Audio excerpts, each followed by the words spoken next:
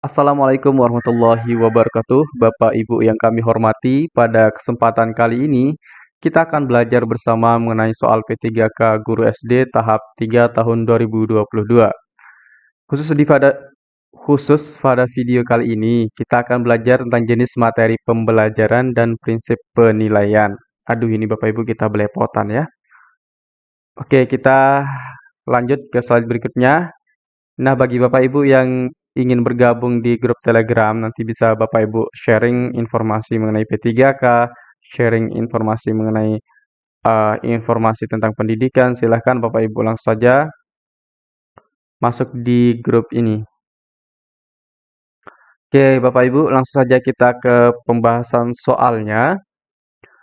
Pada saat menyusun perencanaan pembelajaran pokok materi tentang unggas, seorang guru merumuskan tujuan pembelajaran agar siswa dapat mendefinisikan hewan unggas, mengelompokkan dan membedakan jenis-jenis unggas.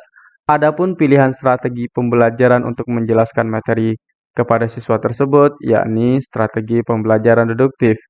Mendasarkan tujuan dan strategi pembelajaran tersebut mencerminkan ragam pengetahuan yang jenisnya. Oke, di sini kita pilih jawabannya dulu, apakah A. Fakta, B. Prosedur, C. Keterampilan, D. Konsep, E. Prinsip. Baik, jawabannya adalah yang D, yaitu konsep. Nah, karena kita pilih jawaban D yang benar, berarti pilihan jawaban lain kita salahkan. Oke, kita lihat dulu ulasan soalnya ya Bapak Ibu ya. Nah, di sini seorang guru itu akan membuat tujuan pembelajaran agar nanti siswa dapat mendefinisikan hewan unggas, mengelompokkan dan membedakan jenis-jenis unggas. Nah, dari tujuan pembelajaran ini, maka siswa itu atau pembelajaran itu mencerminkan adanya ragam pengetahuan atau materi yang jenisnya apa? Jenisnya adalah konsep. Kenapa konsep? Nah, mari kita lihat ulasan yang di sini. Materi konsep yakni segala sesuatu yang berwujud pemahaman baru yang bisa muncul selaku hasil pemikiran, mencakup makna, pemahaman, ciri khas, hakikat, inti, dan lain-lain.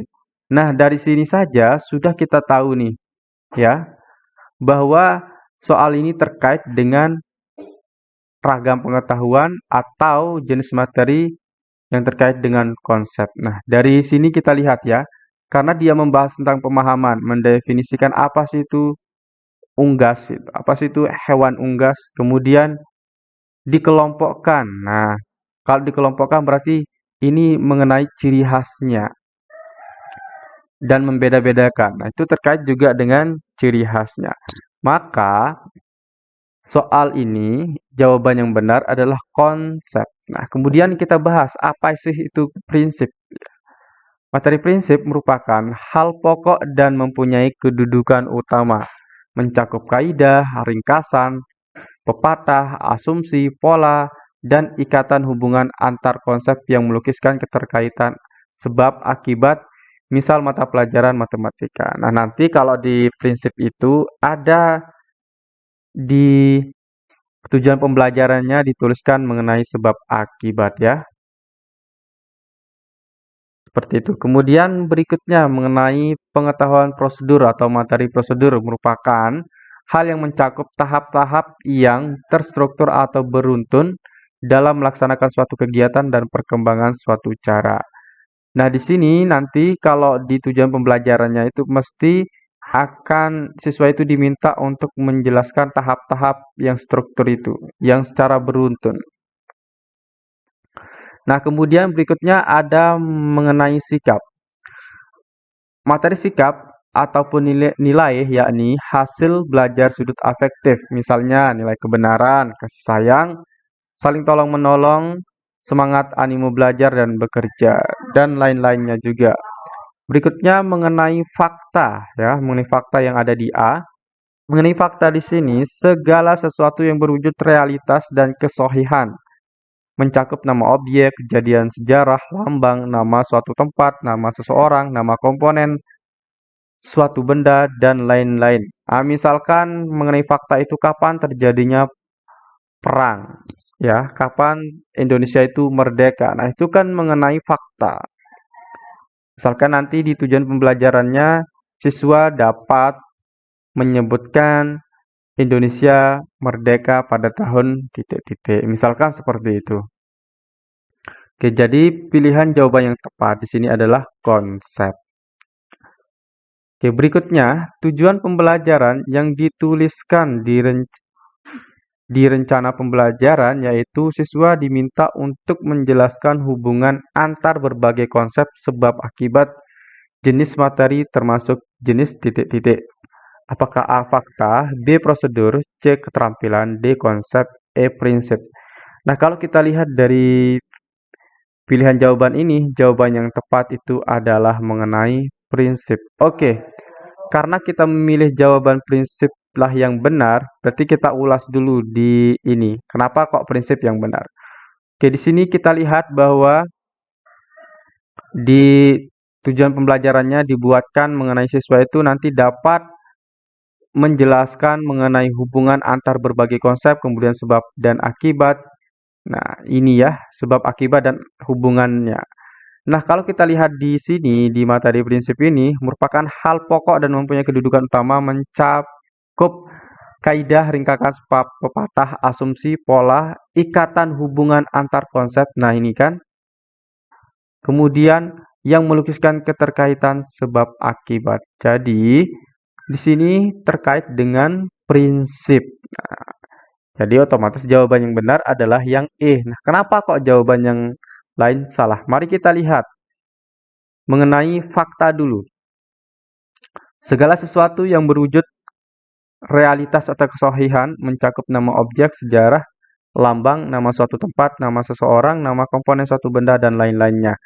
Nah, kalau fakta nanti tujuan pembelajarannya itu siswa dapat menyebutkan kapan terjadinya perang, kapan terjadinya suatu peristiwa. Nah, itu mengenai fakta. Kemudian prosedur. Nah, kalau kita ingat-ingat tadi itu mengenai tahap-tahap suatu struktur ilmu gitu ya. Nah, kemudian keterampilan. Nah, keterampilan nanti di tujuan pembelajarannya siswa dapat melakukan apa dengan apa gitu. Kemudian di sini konsep. Konsep juga tadi mengenai tentang pemahamannya, mengenai definisi suatu pembelajaran dan hal lain-lainnya. Kemudian juga bisa mengelompokkan suatu benda dan seterusnya Bapak Ibu ya. Baik, kita lanjut ke soal berikutnya. Pak Dimas selaku guru SD Jaya merasa peserta didiknya kurang kreatif, kurang mandiri, kurang percaya diri, dan kurang bertanggung jawab. Tujuan pembelajarannya adalah peserta didik mampu menghasilkan produk kreatif untuk mengatasi pemanasan global. Kegiatan pembelajaran yang paling sesuai adalah apakah A. Pembelajaran kooperatif tipe STAD, B. Pembelajaran berbasis inquiry, C. Pembelajaran berbasis proyek, D. Melaksanakan diskusi terfokus, E. Melakukan demonstrasi. Baik, kita lihat dulu jawabannya. Jawaban yang tepat adalah yang C, yaitu pembelajaran berbasis proyek. Nah, kenapa kok proyek? Oke, kita lihat dulu ulasan soalnya. Tujuan pembelajaran yang akan dilaksanakan oleh Pak Dimas di sini adalah untuk menghasilkan produk, ya, produk kreatif di sini ya. Nah, karena mengenai produk pasti nanti jenis pembelajarannya itu berbasis proyek. Nanti dari produk itu, dari proyek itu menghasilkan produk ya. Ada barang yang dihasilkan atau diciptakan. Misalkan siswa akan membuat di sini eh, mengenai pemanasan global. Nah, nanti siswa dapat membuat bendanya seperti itu. Misalkan siswa mampu membuat patung. Nah, itu termasuk berbasis proyek karena ada yang dihasilkan. Berikutnya, Bapak Ibu. Seorang guru sebelum melaksanakan pembelajaran mempersiapkan perangkat pembelajaran. Setelah menyusun indikator pembelajaran, lalu menyusun tujuan pembelajaran. Hal ini termuat dalam titik-titik apakah A. Silabus, B. Rencana pelaksanaan pembelajaran, C. Rencana penilaian pembelajaran, D. Analisis KI dan KD, E. Program semester. Kita lihat dulu jawaban yang tepat adalah yang B, yaitu rencana pelaksanaan pembelajaran. Nah, tentu Bapak Ibu sudah menguasai mengenai RPP atau rencana pelaksanaan pembelajaran. Nah, di dalam RPP itu kan ada indikator. Nah, kalau dari indikator tersebut kita akan menyusun suatu tujuan pembelajaran. Nah, tujuan pembelajaran ini wajib ada di RPP. Baik, kita lanjut ke soal berikutnya. Dalam setiap kali penilaian, Pak Joko selalu membuat rubrik penilaian yang berisi kriteria penilaian yang mencerminkan kompetensi yang akan dinilai. Hal ini sesuai dengan prinsip penilaian titik-titik. Apakah A sistematis, B beracuan kriteria, C menyeluruh, D sistematis, E akuntabel. Nah, di sini kita akan menentukan manakah prinsip yang terkait dengan penilaian berisi kriteria penilaian yang mencerminkan kompetensi yang akan dinilai. Nah, mengenai prinsip yang dibuat oleh Pak Joko ini. Kita lihat dulu jawabannya, yaitu yang B, yaitu beracuan kriteria. Nah, kita memilih jawaban B yang benar, berarti otomatis jawaban yang lain kita salahkan. Kenapa kok jawaban B ini benar? Baik, kita lihat di soalnya. Nah, di sini Pak Joko itu akan membuat rubrik penilaian yang berisi kriteria penilaian yang mencerminkan kompetensi yang akan dinilai. Nah, dari kriteria itu, ketika siswa dinilai, nanti akan mematok kepada kriteria yang akan dinilai. Nah, berarti ini terkait dengan prinsip penilaian yang mana? Kalau kita, kalau Bapak Ibu ingat, sudah belajar, prinsip penilaian itu ada 8. Apa saja? Ada sahih, objektif, adil, terpadu, menyeluruh dan berkesinambungan, sistematis, beracuan kriteria, dan akuntabel. Nah, kita lihat dulu mengenai beracuan kriteria ya. Berarti penilaian didasarkan pada ukuran pencapaian kompetensi yang ditetapkan. Nah, ini ya pencapaian kompetensi yang ditetapkan. Nah, di sini Pak Joko itu dia menetapkan kriteria yang akan dinilai dulu ya. Kriteria yang akan dinilai. Nah, maka di sini terkait dengan pencapaian juga. Nah, berarti yang harus dicapai oleh siswa dari Pak Joko adalah kriteria yang telah dibuat oleh Pak Joko.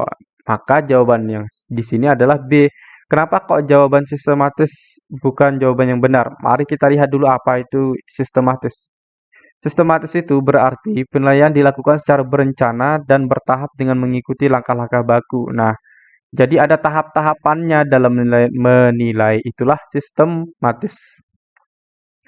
Kemudian berikutnya menyeluruh. Nah, menyeluruh di sini berkaitan dengan penilaian oleh pendidik mencakup semua aspek kompetensi, baik itu kompetensi afektif, psikomotorik maupun kognitif. Itu semuanya dinilai di prinsip yang menyeluruh ini.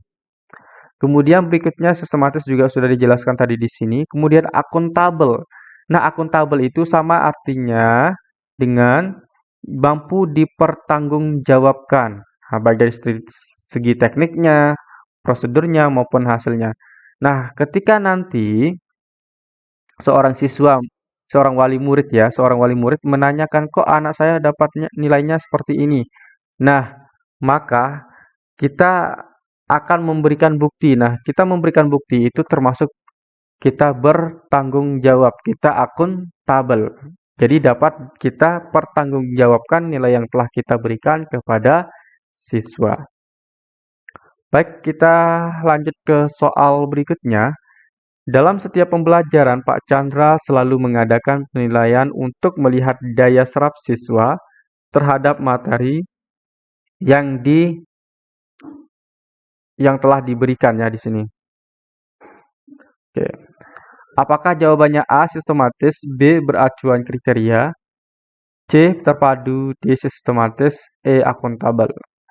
Jawaban yang tepat di sini adalah yang C, yaitu terpadu. Nah, kita lihat dulu definisi mengenai terpadu, baru kita nanti ulas soalnya. Terpadu berarti penilaian oleh pendidik merupakan salah satu komponen yang tak terpisah dari kegiatan pembelajaran. Nah, di sini Pak Chandra itu kan mengadakan penilaian setelah ia memberikan pembelajaran atau materi. Nah, di sini terlihat dari kalimat mengadakan penilaian untuk melihat daya serap siswa terhadap materi yang telah diberikan. Nah, berarti setelah menyelesaikan pembelajaran, setelah memberikan materi, baru Pak Chandra itu mengadakan penilaian. Ini artinya prinsip yang digunakan adalah prinsip terpadu. Jadi tidak memisahkan eh, materi pembelajaran dengan penilaian. Misalkan hari ini belajar tentang ini, maka hari itu juga setelah dia menyelesaikan pembelajaran itu, ia memberikan penilaian tersebut. Jadi, ini terkait dengan terpadu, tidak terpisahkan. Oke, silakan Bapak Ibu baca mengenai sahih itu apa, objektif adil, dan seterusnya. Oke, soal berikutnya. Pada awal semester, Pak Budi sebagai guru IPA selalu menjelaskan penilaian yang akan dilaksanakan selama satu semester dan penentuan nilai akhir IPA yang menerapkan prinsip penilaian titik-titik. Apakah A sistematis, B terbuka, C terpadu, D sistematis, E akuntabel? Jawaban yang tepat adalah yang B, yaitu terbuka.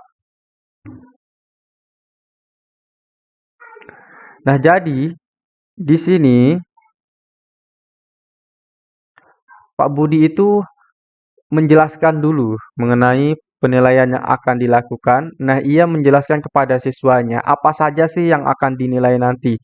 Nah, dari sikap Pak Budi ini karena dia memberitahukan kepada siswanya mengenai penilaian yang akan dilakukan, berarti di sini Pak Budi itu melakukan prinsip penilaian yang terbuka. Jadi di sini sudah sangat jelas ya Bapak Ibu ya. Oke, itu saja yang kita pelajari pada video kali ini Bapak Ibu. Sekian dan terima kasih. Assalamualaikum warahmatullahi wabarakatuh.